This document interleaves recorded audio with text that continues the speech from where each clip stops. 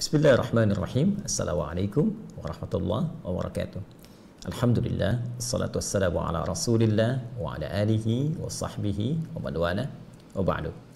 Saudara-saudariku, semoga kita semua senantiasa disehatkan, dirahmati, dan kita bermohon diampuni segala dosa-dosa kita oleh Allah Subhanahu wa ta'ala.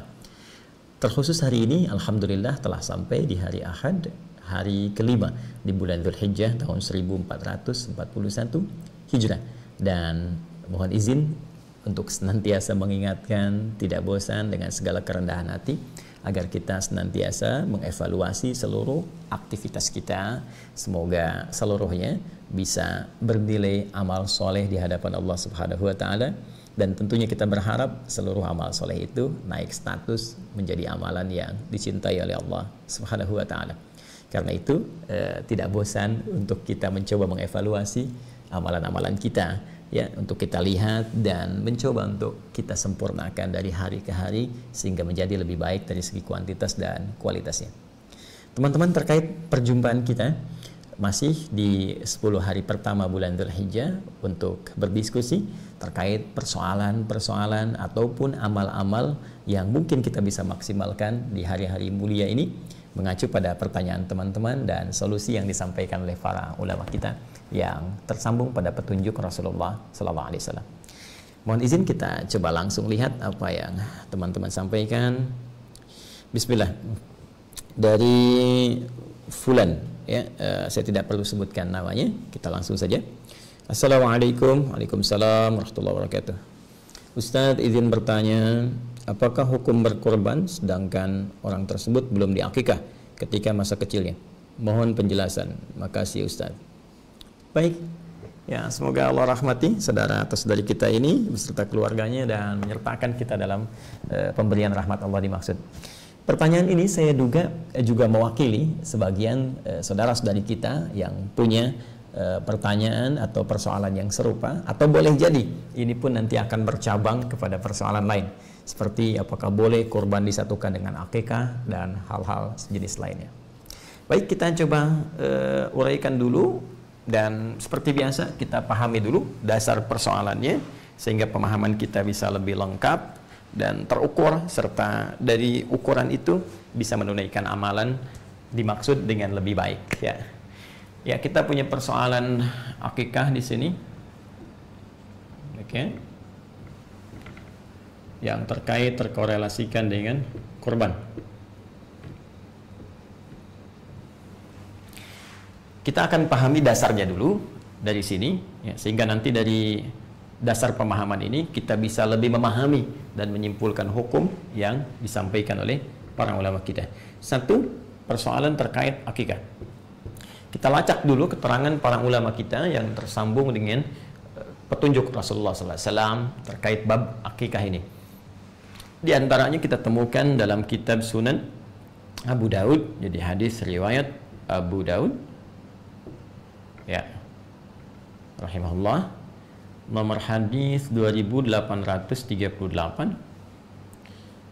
Kita bisa temukan juga langsung ke rawinya, ya, dari Samurah bin Jundub, ya, Samurah bin Jundub radhiyallahu taala anhu, tersambung pada keterangan Rasulullah sallallahu alaihi wasallam. Baik, apa keterangannya kita bacakan? Kullu ghulamin. Ya, penting saya tuliskan, ya. Kullu ghulamin rahinatun bi'aqiqatihi. Nah, ini poinnya. Ya. Tuzbahu, keterangan kedua, tuzbahu yauma sabi'ihi. Ini yang penting yang keduanya.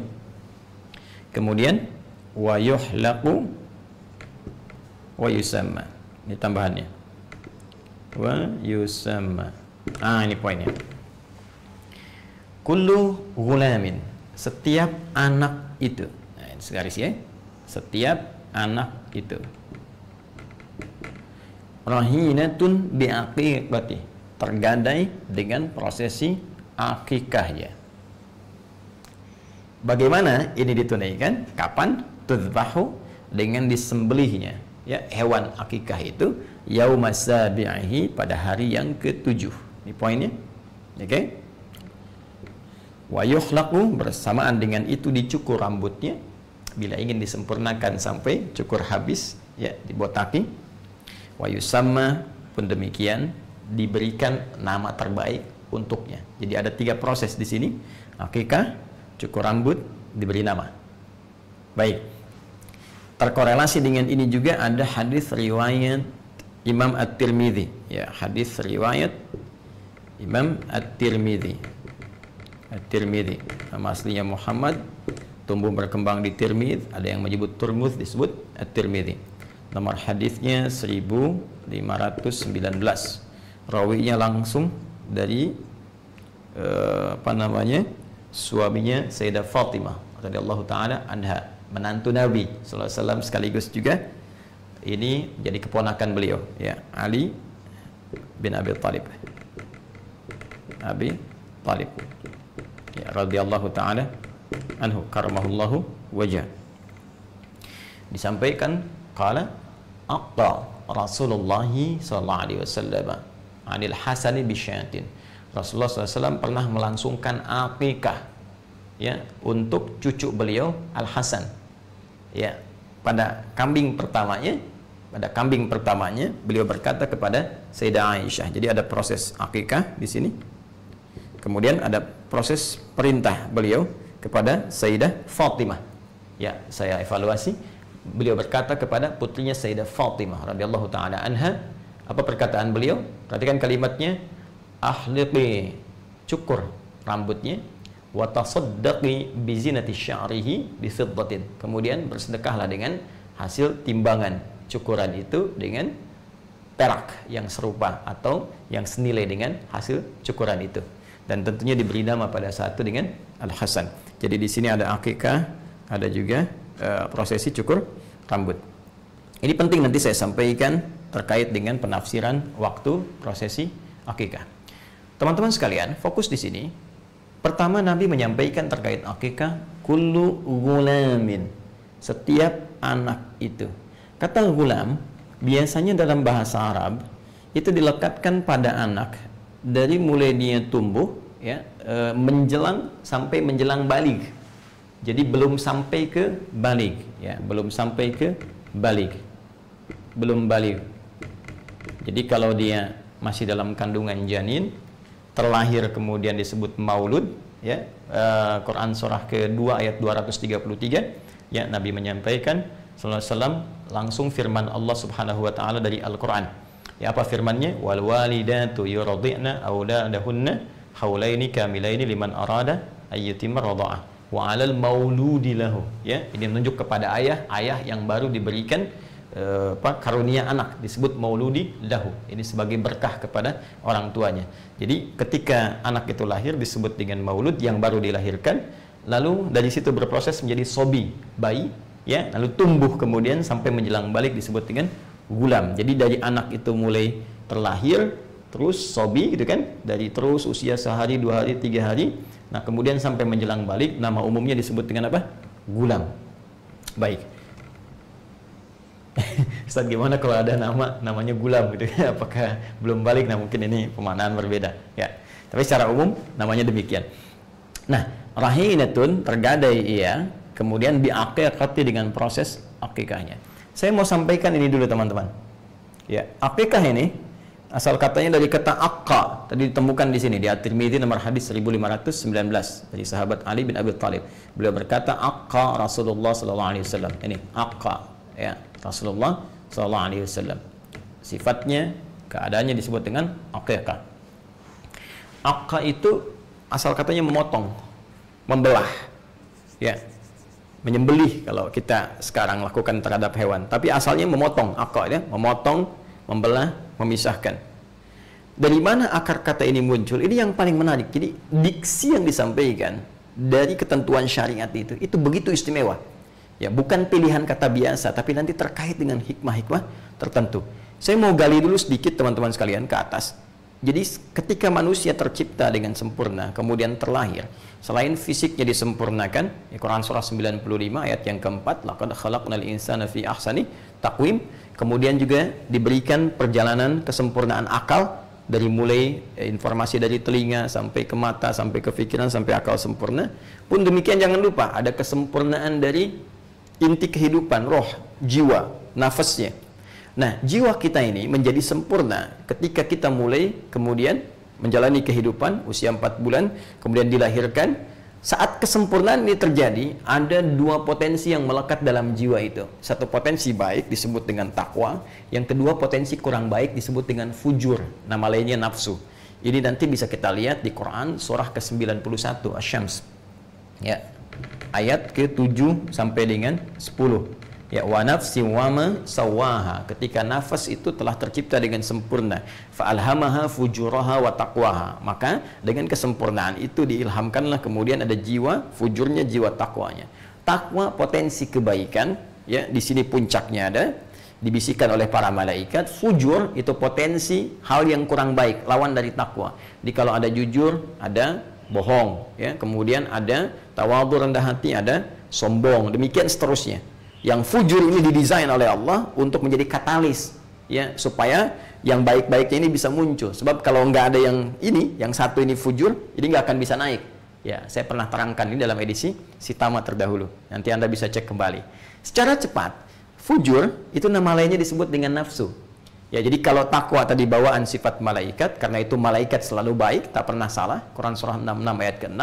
Tapi nafsu ini cenderung membawa kesalahan. Quran surah ke-12 ayat 53, ya, wa ma ubarri'un nafsi innan nafsa la'ammaratum bisu. Sedangkan nafsu itu sifat bawaan yang langsung dilekatkan pada hewan.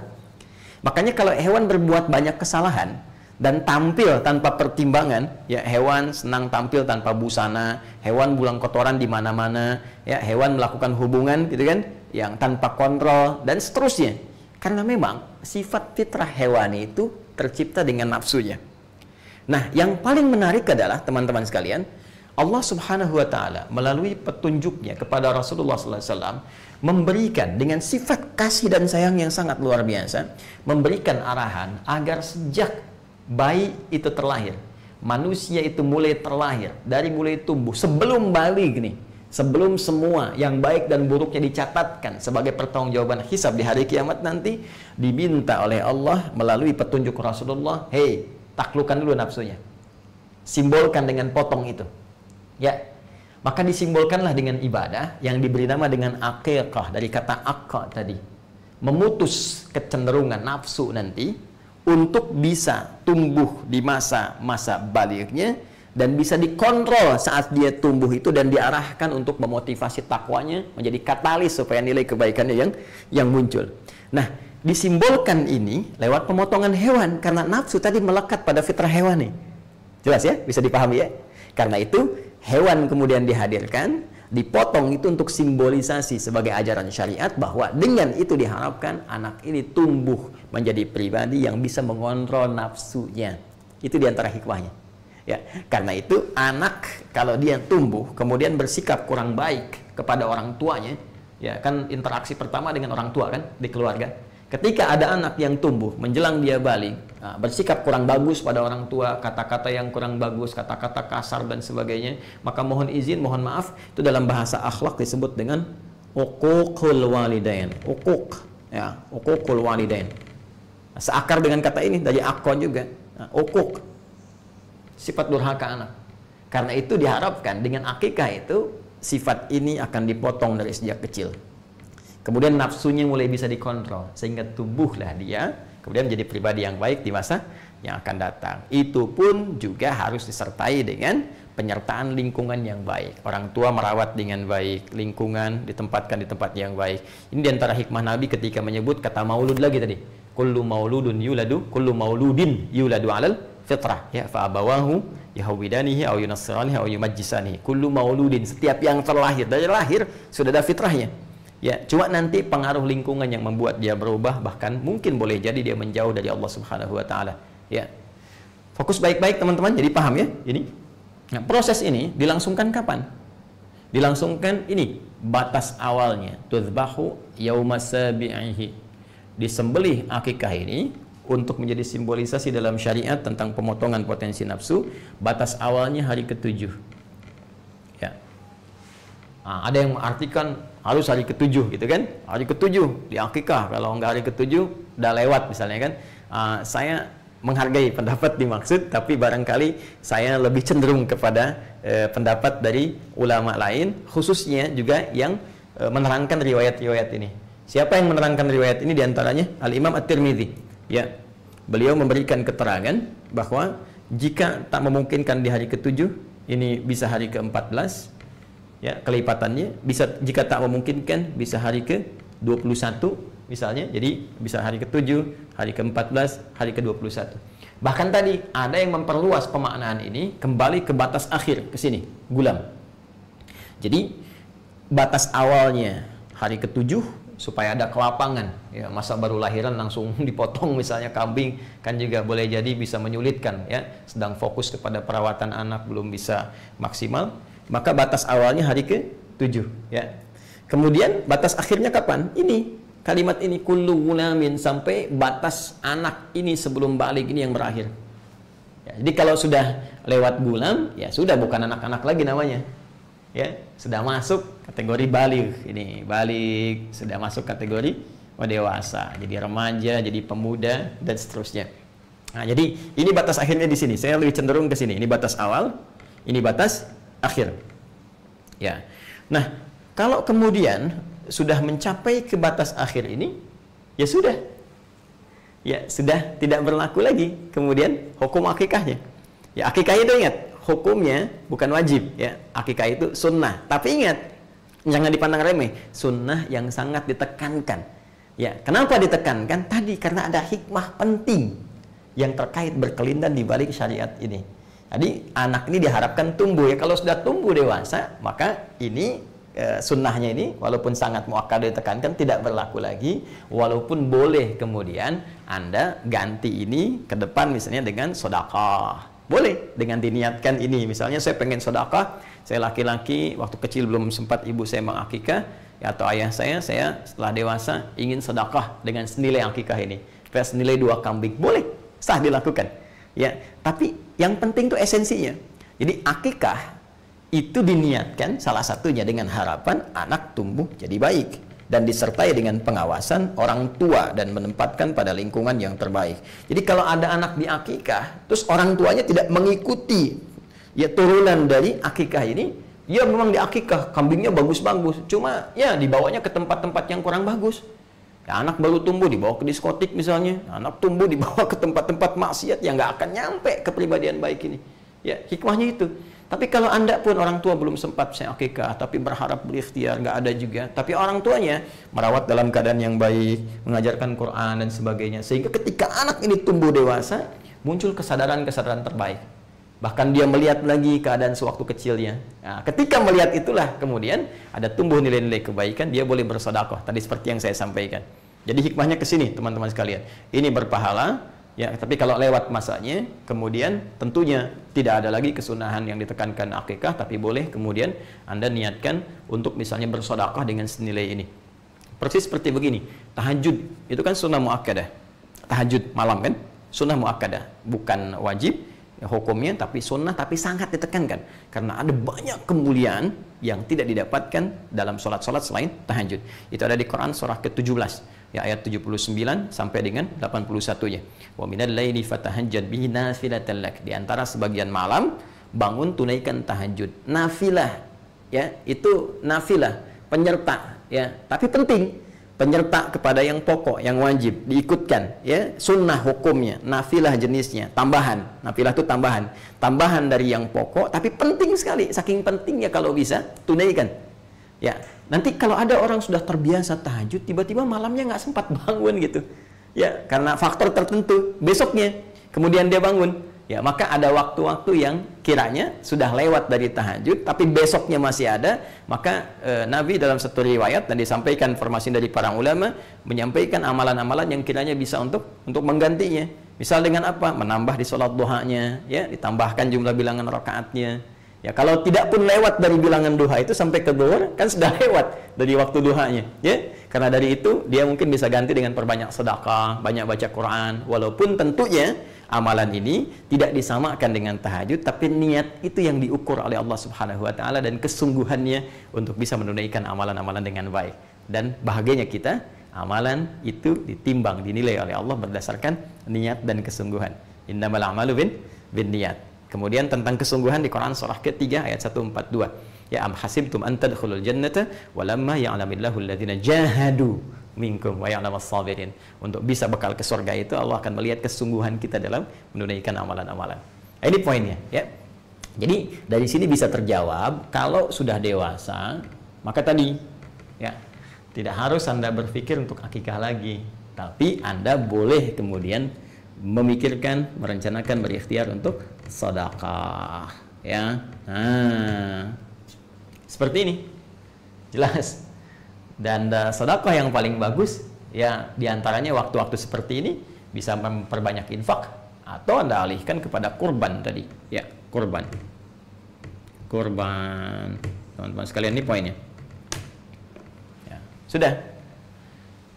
Kalau tadi mau spesifik, niatkan sedekah saja. Dan sedekah untuk dulu akikah saya yang belum sempat terlaksanakan. Ya, kemudian Anda pilihan terbaik sekarang, ya sudah, saya mau sendiri saja kemudian untuk menunaikan ibadah kurbannya.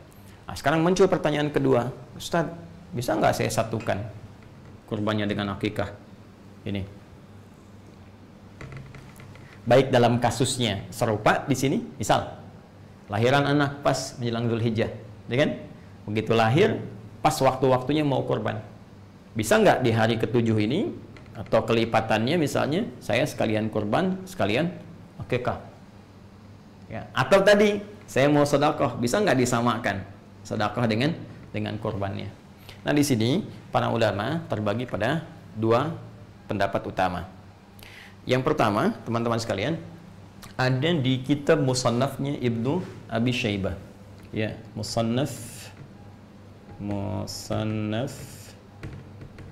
Ibnu Abi Syaibah. Ya. Itu keterangan bahwa pendapat pertama diwakili oleh kalangan mazhab Hanafi, kemudian Hambali, juga ada juga pendapat dari Imam Al-Hasan Al-Basri, ya, Hasan Al-Basri. Juga ada tambahan dari Ibnu Sirin, ya, yang cenderung pada pendapat bolehnya menyatukan dua ibadah ini, ya, dengan satu pelaksanaan. Ya, secara inti boleh kurban misalnya, ya, sekaligus dalam kurban itu disatukan dengan niat akikah. Ya, misalnya kalau untuk perempuan lahir terus pas bersamaan dengan Dzulhijjah, dia pengen kurban, sekaligus dengan kurban itu disatukan untuk niat akikahnya. Nah, ini menurut pendapat yang pertama, ini boleh, silahkan saja, sah saja untuk dilakukan. Jadi silahkan Anda berkurban kemudian niatkan sekalian untuk akikah. Atau dalam konteks yang sedekah ini boleh, silahkan berkurban, niatkan sekalian untuk konteks sedekah, ya, dengan berharap akikah yang kemarin-kemarin juga Allah berkenan menerima ibadah terbaiknya. Ini pendapat yang pertama. Ini saya sertakan juga ulama-ulamanya kemudian ke atasnya di kitab yang bisa kita lacak. Kemudian yang kedua, teman-teman sekalian, ya, ada juga pendapat dari kalangan ulama Malikiyah, ya, yang disambungkan ke Imam Malik. Kemudian Syafi'iyah, di kalangan Syafi'iyah yang disambungkan kepada Imam Asy-Syafi'i. Ya, ini bisa dilacak di dalam kitab Fatawa Al-Fiqhiyah Kubra, ya, Fatawa Al-Fiqhiyah Al-Kubra karangan Ibnu Hajar Al-Haytami.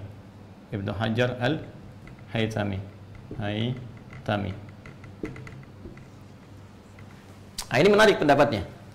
Ya, sebelum beliau mengurai boleh atau tidaknya, yang paling menarik beliau uraikan dulu esensi dari ibadah ini. Ya, perhatikan baik-baik. Teman-teman sekalian,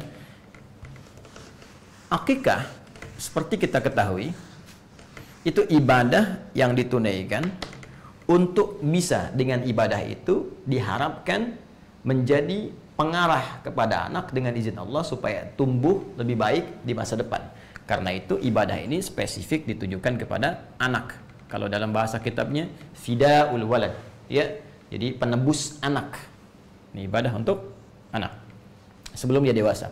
Sedangkan kurban, ini akikah, kurban itu tidak spesifik ditujukan kepada anak, tapi lebih kepada jiwa, kepada diri. Fidaun nafsi, ya, kurban, ya, itu sifatnya ibadah yang ditujukan untuk mengarahkan jiwa, menata diri, ya, diri pada setiap diri, jiwa yang bersifat umum sifatnya, jadi nggak spesifik dalam rentang usia, bisa untuk anak-anak, bisa untuk orang dewasa, ya, bisa untuk bahkan kakek, nenek, bahkan ini bisa diarahkan kepada yang sudah wafat.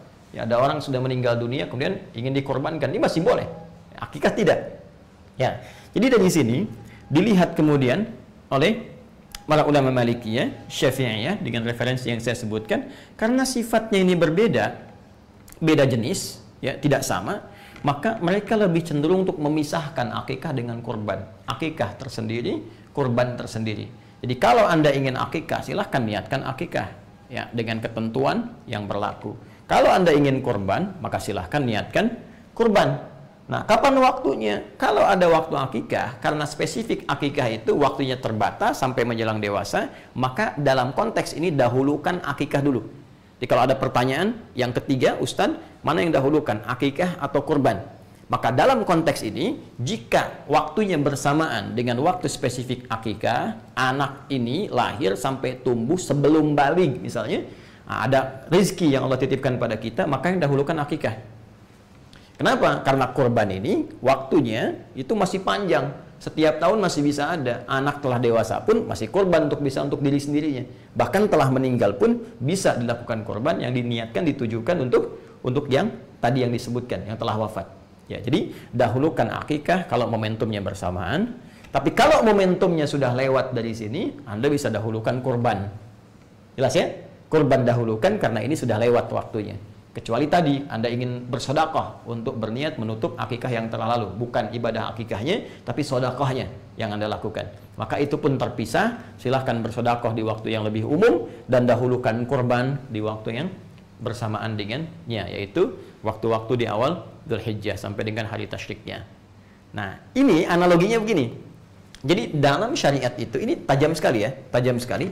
Dalam syariat itu, teman-teman sekalian, jadi ibadah yang bisa disatukan, ya, pertama itu jenisnya serupa, jenisnya sama. Yang kedua, yang diikutkan itu bukan ibadah pokok, ya, bukan ibadah pokok, ibadah penyerta sifatnya. Ya, contoh begini, saya contohkan sholat lah yang paling gampang, sholat. Ya, sekarang kita ingin menyatukan jenis-jenis sholat. Ya, jenisnya sama-sama sholat. Ya, sholat dengan sholat kita ingin satukan. Sekarang yang satu misalnya kita ingin sertakan kepada yang lain, maka yang boleh disatukan itu yang sifatnya bukan pokok, ya, bukan ibadah khusus dengan nama tersendiri. Contoh tahiyatul masjid, ya, sholat tahiyatul masjid. Tahiyatul masjid itu bukan sholat yang berdiri sendiri, tapi lebih menunjuk pada keterangan Rasulullah setiap sholat 2 rakaat yang ditunaikan sebelum kita duduk di masjid. Semua jenis sholat 2 rakaat. Kalau bahasa nabinya, bima makna qala Rasulullah sallallahu alaihi wasallam, idza dakhala ahadakumul masjidah, ya, idza dakhala ahadukumul masjidah fala yajlisa hatta yusalli rak'atain. Idza dakhala, apabila akan masuk, ahadukumul masjidah, satu di antara kalian ke masjid, ya, fala yajlisa, maka jangan langsung duduk. Jangan di sini sifatnya menunjuk kepada larangan yang diutamakan dalam pengertian sunnah, gitu kan? Ya, hatta yusalli rak'atain, sampai dia salat 2 rakaat. Ya, jadi salat dulu 2 rakaat, kemudian baru dia duduk untuk i'tikaf. Ini sifatnya sunnah. Ya, artinya dalam keadaan terdesak pun dia kemudian mesti duduk, langsung duduk saja. Jangan dipaksakan kemudian sunnah menghambat kepada sesuatu yang lebih utama. Contoh dalam kasus khutbah Jumat. Nih banyak saya temukan khatib sudah naik ke atas mimbar, bahkan tengah-tengah khutbah orang datang terlambat, terus maksa masuk ke dalam masih tahiyatul masjid. Ya, yang paling celaka yang masuk 1, 2, 3, 4 orang, khatibnya sudah masuk khutbah kedua. Udah mau ditutup, datang sholat lagi. Kapan ditutupnya? Ya, karena itu dalam mazhab Maliki kalau sudah khatib naik ke atas mimbar, ini tidak dianjurkan tahiyatul masjid, langsung duduk. Ya, kecuali dalam kondisi tertentu, ya kasusnya seperti Sulaik Al-Ghatafani di zaman Nabi SAW yang ingin dikenalkan kepada jamaah bahwa ini ada orang baru bukan orang Madinah yang butuh bantuan. Karena itu beliau tunjuk untuk sholat, ya, sedangkan beliau masih menunaikan khutbah. Ini pembahasan lain nanti ya supaya tidak melebar. Nah, jadi jangan langsung duduk kecuali sholat 2 rakaat. Sholat apa yang dimaksud? Ya sholat apa saja. Bisa sholat wudhu, setelah wudhu masuk masjid sholat. Ya, bisa sholat duha. Ya, jadi umum sifat sholatnya. Di setiap sholat yang ditunaikan saat masuk ke masjid 2 rakaat itu sama dengan nilainya tahiyatul masjid. Karena itu tahiyatul masjid itu bisa dimasukkan ke dalam setiap sifat sholat apapun yang ditunaikan sebelum duduk. Jadi kalau sudah Anda masuk misalnya, ya sudah, nggak usah Anda tunaikan satu sifat.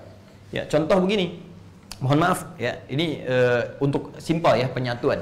Anda datang subuh ke masjid, masih ada waktu 5 menit sebelum qomat, kan? Ada sebagian saudara kita yang ketika masuk tahiyatul masjid dulu, setelah itu salat sunnah qobliyah, ya.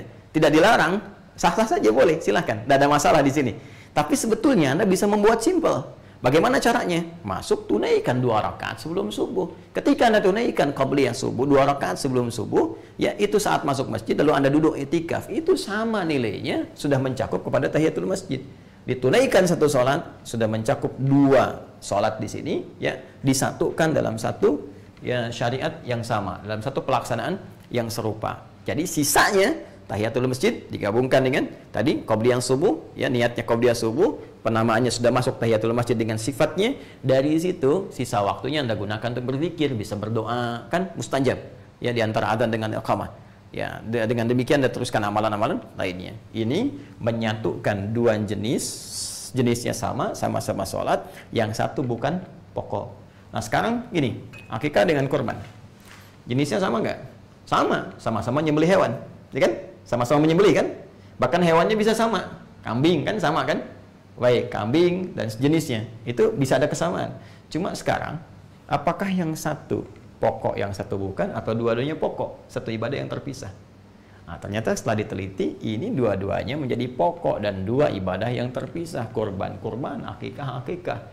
Bahkan batasnya tertentu. Akikah punya batas, kurban juga punya waktu tertentu yang boleh jadi tidak sama dengan batas akikah. Karena ketidaksamaan ini, maka ulama Malikiyah, Syafi'iyah tadi yang disampaikan dalam Fatwa Al-Fiqh Al-Kubra, kayak Syekh Ibnu Hajar Al-Haytami mengatakan lebih cenderung untuk dipisahkan.